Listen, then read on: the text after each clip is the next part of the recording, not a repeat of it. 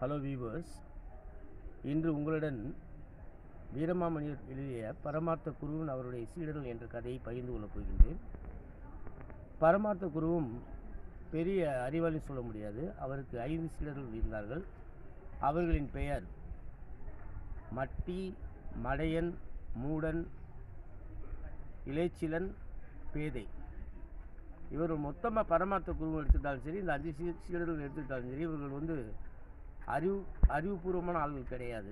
ஒரு முறை பரமார்த்த குருவும் அவருடைய சீடர்களும் பக்கத்து ஊரில் உள்ள சீடர்களை சந்திப்பதற்காக செல்கின்றார்கள். நேரான வழியில் செல்லாமல் குறுக்கு வழியில் செல்கிறார்கள். செல்லும் வழியில் ஆறு ஒன்று வருகிறது. அந்த ஆற்றை பார்த்தவுடன் பரமார்த்த குரு தன்னுடைய சீடர்களும் சொல்கின்றார், இந்த ஆறு பொல்லாதது. இந்த ஆற்றை நம் கடக்க முயற்சி செய்வது ரொம்ப ஆபத்தான ஒரு விஷயம். ஏன்னா இந்த ஆறு தூங்கும் பொழுது தான் இந்த ஆற்றை நம்ம கடக்கணும், இல்லைன்னா நம்ம முழுங்கிடும் அப்படின்னு சொல்லவே சீடர்களும் ஒத்துக்கிறாங்க. உடனே பரமார்த்த குரு என்ன பண்ணுறாரு, தன் சீடர்கள் ஒருத்தரை கூப்பிட்டு என்ன பண்ணுறாரு, நீ போயிட்டு நல்லா ஒரு கொல்லி கட்டவனை எடுத்து வா அப்படின்னு சொல்கிறப்ப அவன் போய் எடுத்து வர்றா.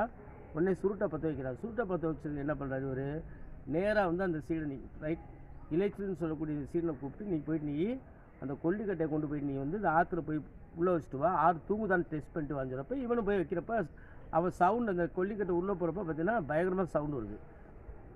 பயந்து போய் குருட்டை வர்றான். வந்தவன் என்ன பண்ணுறான், குருவே நல்ல வேலைக்கு ஆக்சுவலாக பார்த்தீங்கன்னா கொல்லிக்கட்டை உள்ளே ரொம்ப பயங்கர சத்தம் கேட்டுச்சு, அந்த ஆறு ஆக்சுவலாக முடிச்சுக்கிட்டு இருக்குது, அதனால் இந்த டைமில் நம்ம ஆற்றை கடக்கூடாதுன்னு சொல்லாமே இவர் ஒத்துக்கிறாரு.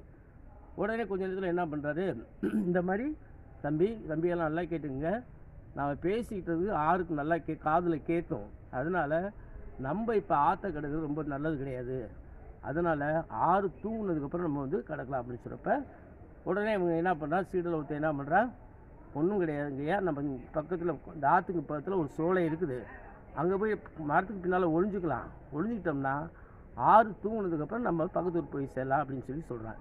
இந்த கதையின் மூலமாக பார்த்திங்கன்னா பரமார்த்த குரு அவர்களுடைய சீடர்களுடைய புத்தியற்ற தன்மை, அறிவீனத்தை நம்ம கண்டுபிடிக்கலாம். நன்றி.